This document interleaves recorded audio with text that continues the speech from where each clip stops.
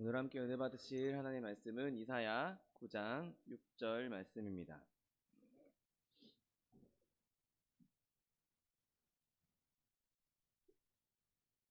이사야 9장 6절 말씀, 하나님 말씀 함께 합독하겠습니다. 이는 한 아기가 우리에게 낳고 한 아들을 우리에게 주신 바 되었는데 그의 어깨에는 정사를 메었고 그의 이름은 기묘자라, 모사라, 전능하신 하나님이라, 영존하시는 아버지라, 평강의 왕이라 할 것임이라. 아멘. 오늘 함께 봉독하신 이사야 9장 6절 말씀을 근거로 해서 그의 이름 영존하시는 아버지 이라는 제목으로 잠시 은혜 나누기 원합니다. 우리가 계속 이 본문을 몇 주째 묵상하면서 예수님의 다양한 이름들을 이사야 선지자가 정말 한 줄에 다양한 이름들을 묘사하고 있는 것을 보게 됩니다. 한 번에 아기라고 했다가 모사, 아들, 또 아버지 이렇게 표현하고 있는 것이죠. 여러분 생각해보면 아기와 모사는 조금 어울리지 않는 단어입니다. 연약한 아기가 어떻게 모사가 돼서 지략을 펼칠 수 있겠습니까? 또 한 아들을 우리에게 주셨다라고 하셨다가 바로 영존하시는 아버지다라고 불릴 것이라고 말씀하고 있는 것이죠. 그런데 이 말씀의 이 본문의 이 이름들은 절대 모순된 것이 아니고 불합리한 것도 아니죠. 왜냐하면 이 모든 한 단어 한 단어, 한 이름 한 이름마다 예수님의 그 신비로운 속성을 너무나 잘 나타내고 있기 때문인 것이죠. 여러분, 예수님께서는 삼위일체로서 아들로 불리셨지만 그러면서도 동일하게 영존하시는 아버지라고 불릴 수 있는 분이십니다. 여러분, 우리가 이렇게 예수님에 대해서 이야기할 때, 그분의 이름을 묵상하고 연구할 때 우리는 더욱더 그분을 깊이 묵상해야 하는 것이죠. 여러분, 예수님께서 우리를 구원하신, 내가 예수님을 나의 구주로 영접하고 내가 예수님으로 말미암아 하나님의 자녀가 되었고 내가 예수님을 구주로 삼았다라고 하는 것은 한순간의 믿음으로 되는 것이지만 예수님의 그 심오한 뜻, 예수님의 마음, 예수님의 진리, 예수님의 목적 등 이런 예수님에 대한 여러 가지 일들은 우리가 시간을 두고 깊이 묵상해야 깨달아 알 수 있는 것이죠.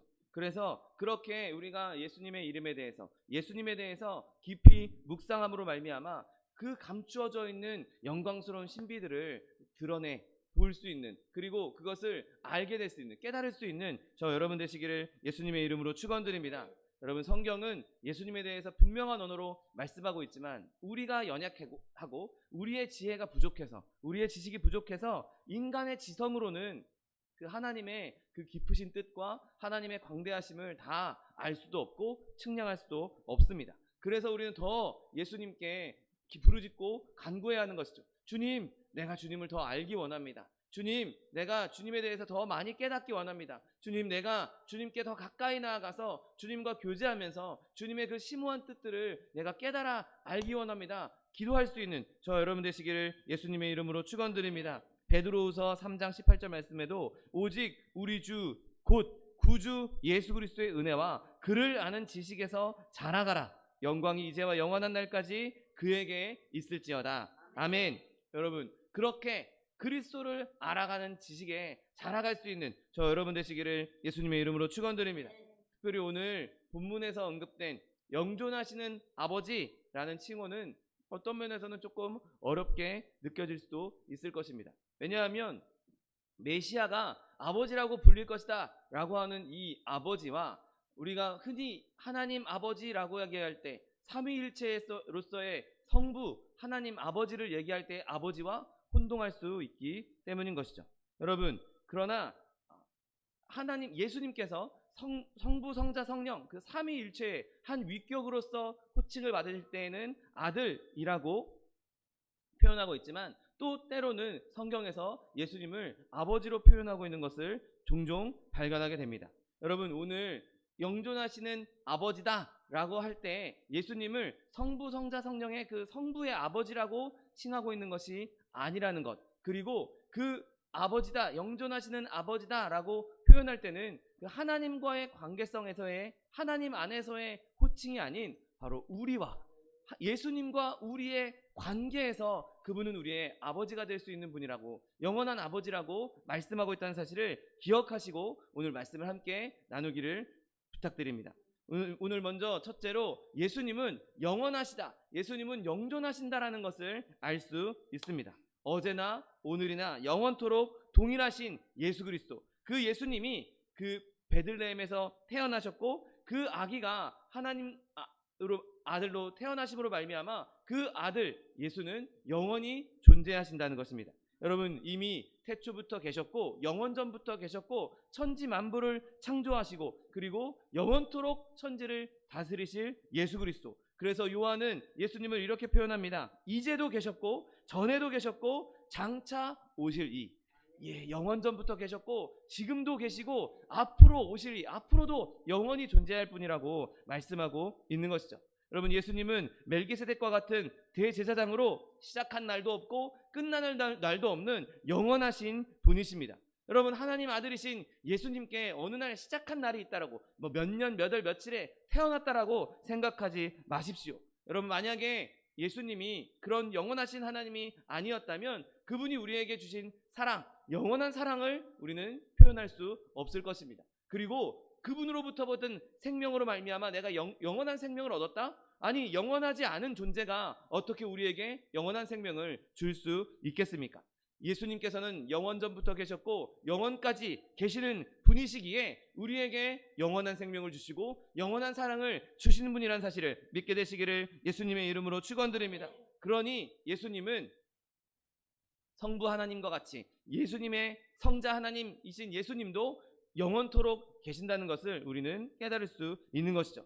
여러분, 주님은 언제나 계셨듯이 영원전부터 그리고 동일하게 계신 분이신 것입니다. 여러분, 회전하는 그림자도 없으신 하나님이라고 표현할 때 그것은 단지 성부 하나님만 해당하는 것이 아닌 것이죠. 성부, 성자, 성령 모든 하나님이 지금 회전하는 그림자도 없이 변함없이 영원토록 동일한 분이라는 사실을 믿게 되시기를 예수님의 이름으로 축원드립니다. 여러분, 지금 당장 예수님은 육신으로 이 땅에 계시지 않고 지금 당장 우리 눈에는 보이지 않지만 여전히 하나님 보좌 우편에 앉아 계십니다.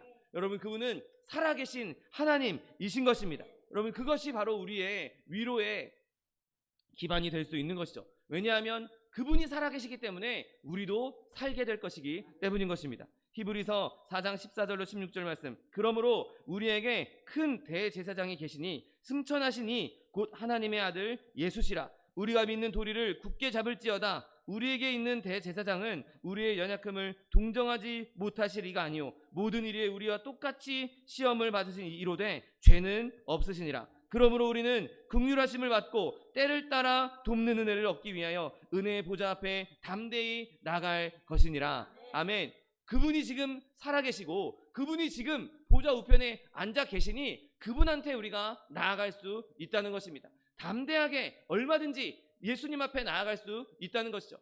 예수님은 이제 죽고 사라졌어. 옛날에 2000년 전에 이 땅에 오셨다가 지금은 죽고 없어. 그러면 어느 누구도 예수님께 담대히 나아갈 수 없을 것입니다. 도와달라고 손을 내밀 수 없을 것이죠. 그러나 그분이 분명히 살아계시기 때문에, 분명히 그분이 하나님 보좌 우편에 앉아 계시기 때문에 우리는 그분 앞에 나아가서 언제라도 때를 따라 돕는 은혜를 구할 수 있는 것입니다. 여러분, 또한 예수님께서는 히브리서 7장 25절 말씀에 그러므로 자기를 힘입어 하나님께 나아가는 자들을 온전히 구하실 수 있으니 이는 그가 항상 살아계셔서 그들을 위하여 간구하심이니라. 아멘. 여러분, 우리가 어려움 가운데 있을 때, 죄악 가운데 있을 때에도 예수님께 나아가면 예수님께서는 우리를 온전히 구원하실 수 있는 분이신 것입니다. 왜냐하면 그가 항상 살아계셔서 우리를 위해서 간구하시기 때문인 것이죠.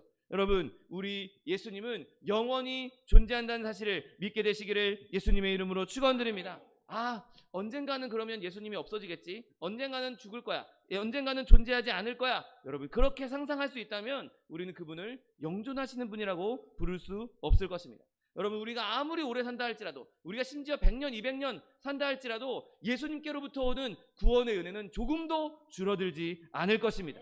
여러분, 심지어 우리가 죽음 가운데 거하게 된다 할지라도 우리의 죽음을 다시 부활로서 살리실 수 있는 능력이 그분에게 있는 것이죠. 여러분, 우리가 아무리 연약해졌다 할지라도 우리를 도우시는 대장 되신 그 구원의 손길은, 그 능력은 조금도 변함없이 영원토록 지속된다는 사실을 믿게 되시기를 예수님의 이름으로 축원드립니다. 여러분, 예수님께서는 이처럼 우리에게 영원하신 하나님으로, 영존하시는 분으로 찬송받을 만한 분인 것입니다. 예수님은 언제나 계셨고 언제나 계시고 언제나 계실 것입니다. 여러분, 그러므로 영원하시는 하나님, 영존하시는 예수님을 늘 찬송할 수 있는 저 여러분 되시기를 예수님의 이름으로 축원드립니다. 그렇다면 우리가 아까 나누었던 이 예수님이 아버지이심을 우리는 또 묵상해야 하는 것이죠. 여러분, 왜, 어떤 의미에서 예수님이 우리의 아버지가 되실 수 있겠습니까? 먼저 그분은 대표자로서, 온 인류를 대표하는 대표자로서의 아버지이십니다. 마치 한 부족의 족장이 그 부족의 아버지인 것처럼, 그 아버지의 역할을 수행하는 것처럼 예수님은 우리 온 인류의 대표자로서의 아버지이신 것이죠. 여러분, 사도 바울이 고린도 서신에서 첫 아담과 둘째 아담에 대해서 이야기하고 있는 것을 우리는 알고 있습니다. 첫 아담, 우리의 모든 인류의 조상이 되는, 모든 인류의 아버지라고 할 수 있는 첫째 아담, 모든 산자들의 아버지이신 것이죠. 그가 우리를 대표해서 에덴에 있었고, 그리고 우리를 대표해서 타락함으로 말미암아 온 인류의 슬픔과 죄악이 들어오게 된 것이죠. 여러분, 그가 대표자였고, 그가 만약에 하나님께 끝까지 순종했다면 우리도 그 죄의 값을 받지 않았을 것입니다. 근데 그의 불순종으로 말미암아 우리 인류 전체에 죄의 죽음이 들어오기 시작한 것이죠. 여러분, 우리 중 누구도 내가 대신해서, 저 사람 대신해서 죄를 지어주겠다, 혹은 내가 저 사람의 죄를 대신 지겠다 할 수 없습니다. 그러나 아담은 우리를 대표하는 아버지가 되기 때문에 우리 그 아버지의 죄로 말미암아 우리 모든 인류의 타락의 저주가 임하게 된 것이죠. 그가 우리 모두를 대표하는 머리였던 것입니다. 그가 넘어졌을 때, 아담이 넘어졌을 때 그 타락이 어마어마하게 컸던 것이죠. 그래서 그 후손인 우리까지도 아담과 함께 타락했던 것입니다. 고린도전서 15장 22절 말씀에 아담 안에서 모든 사람이 죽은 것 같이 그리스도 안에서 모든 사람이 삶을 얻으리라. 아멘. 여러분, 아담이 넘어졌고 첫 번째 아담이 타락함으로 말미암아 하나님께서 둘째 아담을 우리에게 보내주신 것입니다. 그리고 그 둘째 아담을 우리의 인류의 대표로 삼아 주셨던 것이죠. 여러분, 따지고 보면 우리가 아버지라고 할 수 있는, 온 인류의 아버지라고 할 수 있는 사람이 한 명 더 있습니다. 잘 생각해 보면 한 명 더, 우리가 이 사람이 온 인류의 조상이다라고 말할 수 있는 사람 누굽니까? 바로 노아입니다. 왜냐하면 온 인류가 홍수로 말미암아 완전히 멸망했고 이제 지구상에 남은 사람은 노아와 노아의 자손들밖에 없었기 때문에 사실 따지고 보면 두 번째 아담이라고 할 수 있는 사람은 노아가 될 수 있었음에도 불구하고 하나님께서는 노아를 대표자로 삼지 않으셨습니다. 자기 후손의 대표가 될 거라는 언약이, 약속이 어디에도 없는 것이죠. 그가 아무리 하나님께 순종했고, 그가 아무리 하나님의 의인이다, 하나님 앞에서 의인이라 할지라도 그의 의가 우리의 의가 되지 않았습니다. 그리고 그가 의롭기만 했습니까? 그도 실수하고 범죄했습니다. 그런데 노아의 죄가 우리의 죄가 되지 않았던 것이죠. 그러나 하나님께서는 그렇게 사람으로 온, 사람에게 우리의 모든 대표성을 주는 건 아담으로 족하고, 진짜 우리에게 아버지 될 수 있는 분, 진짜 우리를 대표할 수 있는 예수 그리스도를 보내주셨다는 사실을 믿게 되시기를 예수님의 이름으로 축원드립니다. 여러분, 우리가 아담을 바라볼 때는 슬퍼하며 바라볼 수밖에 없습니다.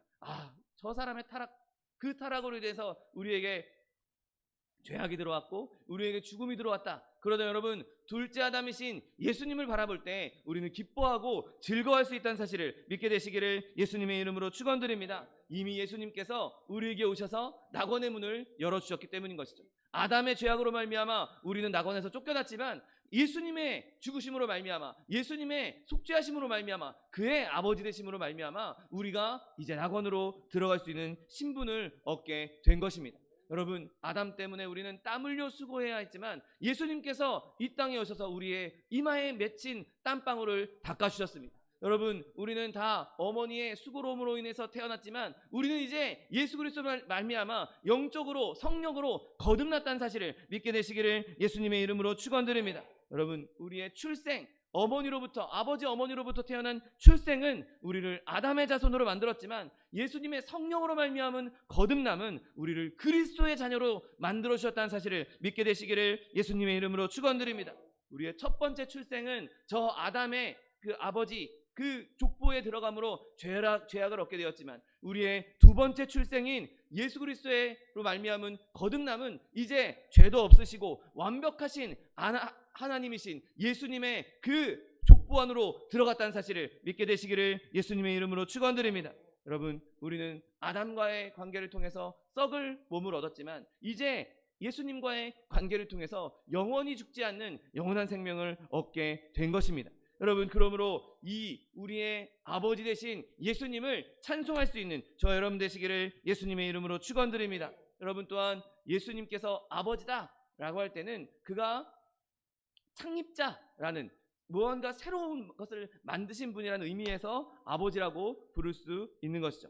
여러분, 히브리 사람들은 어떤 무언가를 발명한 사람들을 아버지라고 부르는 것을 부르는 습관이 있었습니다. 그래서 창세기 4장 20절 21절 말씀에 이런 말씀이 있습니다. 아단은 야발을 낳았으니 그는 장막에 거주하며 가축을 치는 자의 조상이 되었고 아버지가 되었고, 그리고 그의 아우의 이름은 유발이니 그는 수금과 퉁소를 잡는 모든 자의 조상이 되었다. 아버지가 되었다라고 성경은 기록하고 있습니다. 그러면 지금 여기에 나오는 유발은 수금과 퉁소를 잡는 사람들의 진짜 실제로 육신의 조상이냐, 육신의 아버지냐, 그런 말이 아닌 것이죠. 또 여기 야발이 장막에 거주하면서 가축을, 그러니까 유목민들의 모든 육신의 조상이냐, 그런 것을 의미하는 것이 아닙니다. 이제 야발이 드디어 장막을 치고 가축을 치면서 유목하는 생활을 시작했으니 그 유목하는 그 직종의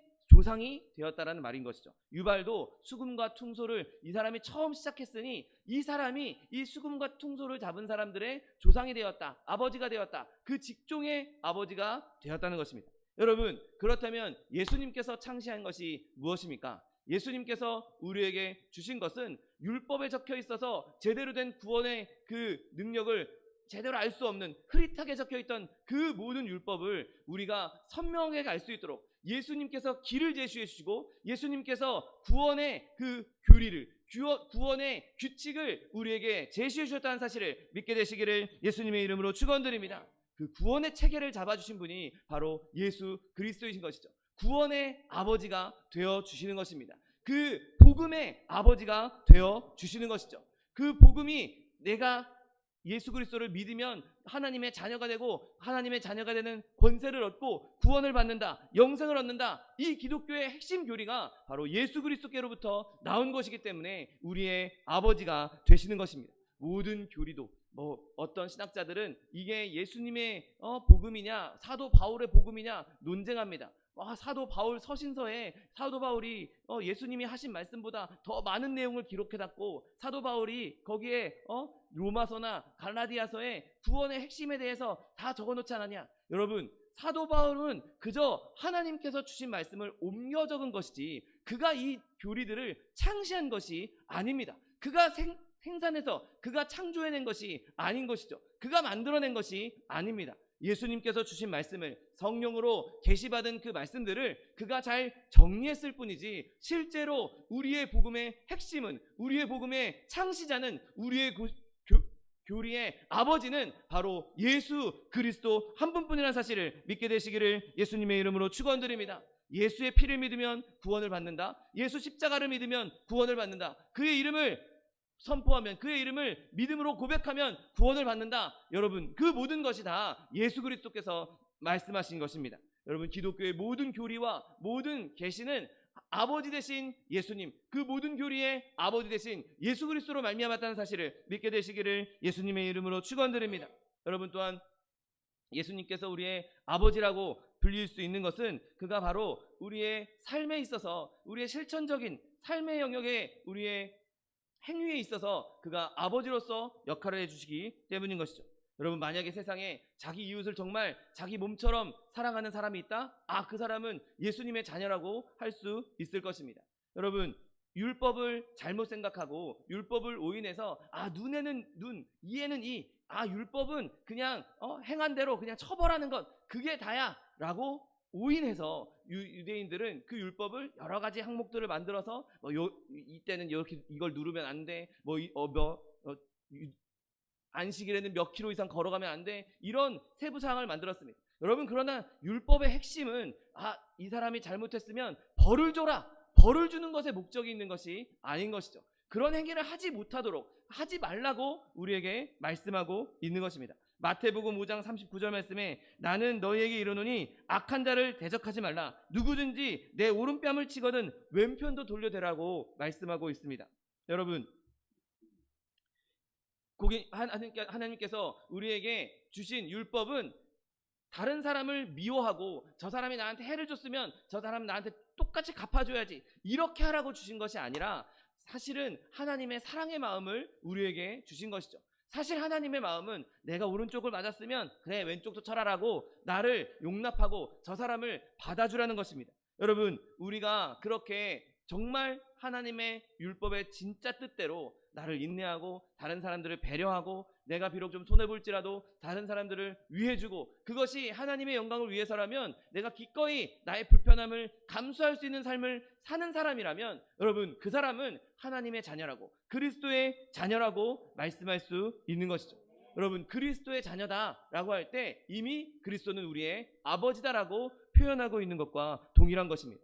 여러분, 많은 사람들이 소크라테스를 철학의 아버지라고 부릅니다. 여러분, 예수님은 구원 철학의 아버지 되십니다. 여러분, 히포크라테스를 의학의 아버지라고 부릅니다. 여러분, 예수님은 우리의 모든 질병을 치료하시는 구원의 의학, 그 구원 의학의 아버지란 사실을 믿게 되시기를 예수님의 이름으로 축원드립니다. 여러분, 예수님은 우리에게 그렇게 이타적인 삶을 살라고, 또 다른 사람들을 내 몸과 같이, 이웃을 내 몸과 같이 사랑하라고, 하나님을 사랑하고 이웃을 사랑하라고 말씀하고 계십니다. 그리고 그 행동을 실제로 우리에게 보여주셨습니다. 우리가 정말 성도의 삶이라고 부를 수 있는 그 삶의 아버지 되신 분, 그분이 우리에게 가르쳐주시는 그 가르침대로 살아갈 수 있는 저 여러분 되시기를 예수님의 이름으로 축원드립니다. 또한 예수님을 우리의 아버지라고 부를 수 있는 것은 바로 예수님께서 우리에게 생명을 주셨다는 것에서 그분을 아버지라고 부를 수 있는 것이죠.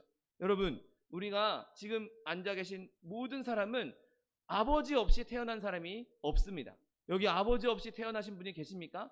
아버지로부터 생명을 받지 않고 태어난 사람은 예수님 말고는 세상에 존재하지 않습니다. 그러니 아버지는, 물론 어머니도 그 태에 아이를 잉태하고 10개월 동안 정말 큰 고생을 하였지만 아버지와 어머니의 연합이 있어야만 생명이 잉태할 수 있는 것처럼 아버지가 우리에게 생명을 주신 것이죠. 그런 의미에서 예수님께서 우리에게 영원한 생명을 주신 분이시기에 그분은 우리에게 아버지라고 불릴 수 있는 분이신 것입니다. 요한일서 5장 11절 말씀에 또 증거는 이것이니 하나님이 우리에게 영생을 주신 것과 이 생명이 그의 아들 안에 있는 그것이니라. 아멘. 여러분, 하나님께서 우리에게 주신 영원한 생명은 아들 안에 있었던, 예수님 안에 있었던 것을 주셨다라고 말씀하고 있는 것이죠. 그러니 우리는 예수 그리스도로 말미암아 예수 그리스도께로부터 신적인 영원한 생명을 얻을 수 있었던 것입니다. 우리에게 생명을 주신 분이시니 우리의 아버지가 되실 수 있는 분이신 것이죠. 여러분, 우리가 하나님의 영, 성령으로 충만하다라고 이야기할 때, 그리고 내가 성령으로 말미암아 내 생명이 더욱더 풍성하다라고 이야기할 때, 예수님 없이는, 예수 그리스도의 십자가 없이는 누구도 그 영원한 생명을, 성령의 생명을 얻을 수 없을 것입니다. 여러분, 예수님께서 주시는 그 생명, 그 생명으로 말미암아 우리 아버지 되신 예수님을 기뻐할 수 있는 저 여러분 되시기를 예수님의 이름으로 축원드립니다. 여러분, 또한 예수님께서 아버지라고 불릴 수 있는 이유는 여전히 우리와 함께 하시고 여전히 자비로운 모습으로 여전히 아버지로서의 임무를 수행하고 계시기 때문인 것입니다. 여러분, 잘 한번 생각해 보십시오. 내가 힘들고 어려울 때 나를 위로하시는 분, 나를 격려하시는 분, 나를 따뜻하게 감싸주시는 분, 그분이 누구십니까? 바로 예수 그리스도 아니십니까? 예수 그리스도께서 아버지와 같이 자기의 자녀들이 힘들고 아파할 때 그들을 부둥켜 안고 그들을 끌어안고 그들을 위로하고 계신 것입니다.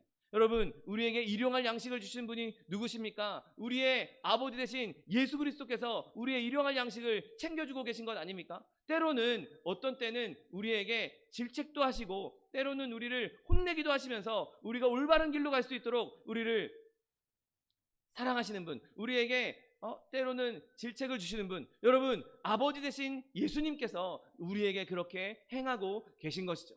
여러분, 우리의 아버지 되신 예수님께서 우리를 안으시고 우리를 위로하시고 우리를 절대로 고아와 같이 내버려 두지 않는다라고 말씀하셨습니다. 요한복음 14장 18절 말씀에 내가 너희를 고아와 같이 버려두지 아니하고 너희에게로 오겠다라고 말씀하고 있는 것이죠. 여러분, 예수님은 자기 자녀들을 구하기 위해서, 자기 자녀들을 살리기 위해서 자기 목숨도 내어주신 분이십니다. 아버지가 자기 아들을 위해서, 자기 자녀들을 위해서 목숨을 내어놓듯이, 목숨을 아끼지 않고 자녀들을 보호하듯이 예수님도 우리를 위해서 자기의 목숨을 기꺼이 내어주셨던 것이죠. 그러니 이처럼 우리의 아버지 되신 예수님, 우리의 머리 되신 예수님을 늘 찬송할 수 있는 저 여러분 되시기를 예수님의 이름으로 축원드립니다.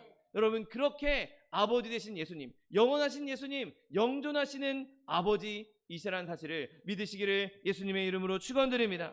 여러분, 한 아기가, 우리에게 태어났던 그 한 아기가 영존하신 아버지로 불릴 수 있는 이유는 그가 절대로 죽거나 절대로 그 아버지라는 직책에서, 아버지라는 자리에서 물러나지 않을 것이라는 엄숙한 선포란 사실을 믿게 되시기를 예수님의 이름으로 축원드립니다. 여러분, 그분은 계속해서 우리의 대표자가 되어 주실 것입니다. 그분은 영원토록 우리의 기독교의 교리의 창시자가 되어 주실 것입니다. 그분은 영원토록 우리의 생명의 수여자가 되어 주실 것입니다. 여러분, 영원토록 그분은 우리에게 우리의 상처를 싸매 주시고 우리를 일으켜 주시는 아버지로서 존재하시면서 우리를 복돋아 주시고 우리를 보호해 주실 것입니다. 여전히 영원토록 우리를 지켜주시는 그 아버지, 영원토록 왕으로서 다스리시는 그 아버지, 여러분, 그 아버지가 영원토록 계시다는 사실을 기뻐하게 되시기를 예수님의 이름으로 축원드립니다. 여러분, 여러분이 그분의 자녀라면, 그분이 우리의 아버지라면 우리가 한 가지 생각해야 될 것은, 나도 절대로 망하지 않겠구나, 나도 절대로 멸망하지 않겠구나, 난 절대로 없어지지 않겠다라고 말할 수 있는 것이죠. 여러분, 아버지라는 단어는 아들이 있어야 생길 수 있는 단어입니다. 제가 결혼을 해서, 만약에 결혼을 했다 하더라도 아직 자녀가 없다면 아무도 저에게 아버지라고 부르지 않을 것입니다. 어느 누가 저한테 아빠라고 부르겠습니까? 그런데 아빠라는 단어 자체, 아버지라는 단어 자체는 필연적으로 반드시 자녀가 존재해야 하는 것이죠. 여러분, 예수 그리스도께서 우리의 아버지라면 그의 자녀는 절대로 없어질 일이 없는 것입니다. 절대로 우리는 없어지지 않을 것입니다. 우리도 영원토록 그의 자녀로 존재하게 될 것입니다. 왜냐하면 우리의 아버지 되신 예수 그리스도, 영존하시는 아버지이시기 때문인 것이죠. 영존하시는 아버지, 그 아버지 아래에 있는, 그 슬하에 있는 영원한 자녀들, 바로 저와 여러분이라는 사실을 믿게 되시기를 예수님의 이름으로 축원드립니다. 여러분, 우리는 그러므로 영원토록 하나님께, 예수님께 의지할 수 있는 것입니다. 영원토록 그 아버지에게 매달릴 수 있는 것이죠. 그에게 부르짖을 수 있는 것입니다. 그가 지금도, 그리고 영원토록 우리를 위해서 보좌 우편에서 하나님을 위해 하나님께 간구하신다고 말씀하셨으니, 자녀된 우리는 그냥 아버지께 사랑으로 매달리기만 하면 되는 것입니다. 여러분, 자기 자녀를 포기하는 부모가 어디 있겠습니까? 자기 자녀를 죽게 내버려두는, 그냥 죽든 말든 아무 상관없어라고 내버려두는 그런 아버지가 어디 있겠습니까? 여러분, 예수님께서는 우리의 영존하시는 아버지가 되어주시고 우리가 절대로 멸망하지 않도록, 절대로 넘어지지 않도록, 절대로 망하지 않도록 우리를 단단히 붙잡으시고 끝까지 포기하지 아니하시고 영원토록 지켜준다는 사실을 믿게 되시기를 예수님의 이름으로 축원드립니다. 여러분, 예수님은 아버지로서 너무나 사랑이 넘치는 분이시기 때문에 여러분, 우리를 사랑하시고 불쌍히 여겨 주시는 것이죠. 그냥 야, 사자는 자기 새끼를 절벽에 떨어뜨린다더라. 너도 알아서 스스로 커. 강하게 커야지. 그렇게 우리를 키우시는 분이 아니라 우리를 품에 안으시고 마치 그 암탉이 자기 새끼들을 자기 날개 품에 품듯이 우리를 안으시고 우리를 품으시고 사랑하시고 아끼고 아끼면서 존귀하고 존귀하게 여기면서 우리를 지켜주신다는 사실을 믿게 되시기를 예수님의 이름으로 축원드립니다. 여러분, 우리의 아버지 되신 그 예수님은 영존하시는 아버지십니다. 그러므로 그 영존하시는 아버지를 늘 마음에 깊이 묵상하고 그분을 붙잡고 그분과 동행하며 그 아버지의 사랑을 충만히 누릴 수 있는 저 여러분 되시기를 예수님의 이름으로 축원드립니다. 기도하겠습니다. 사랑과 은혜가 풍성하신 하나님, 감사합니다.